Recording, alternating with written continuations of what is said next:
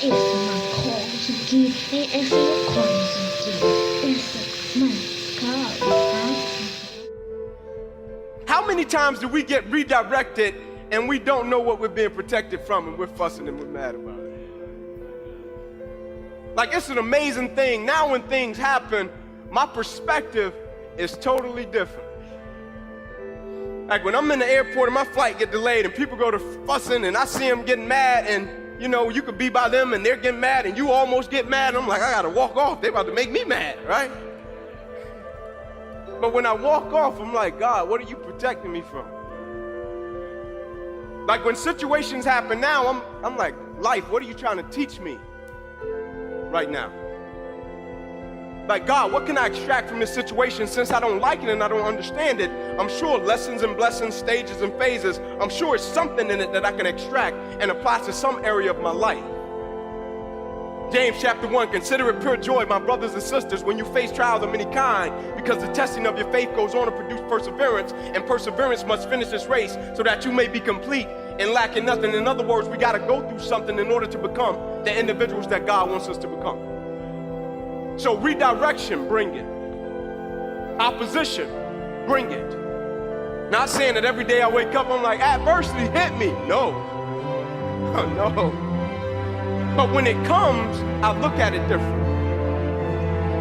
Like I ask people one question all the time. I'm like, what is it you want? Like, what do you want? People, I want money. I'm like, oh, all right, yep. I'm like, but the true measure of your wealth is if you got it and you lost it, then how much? You know, how much is your character and your integrity? Because that's the most valuable possession that we got. And the thing I love about character, every individual in here, when we were born into our respective hospitals, nobody came into our room and said, hey man, you automatically inherit character.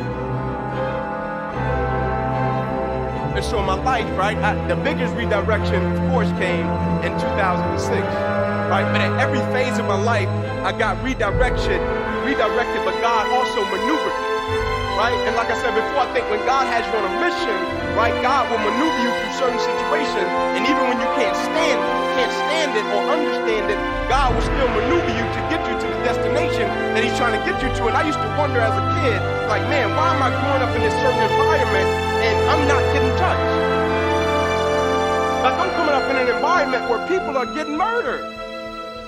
I'm coming up in an environment where they call that Little Vietnam.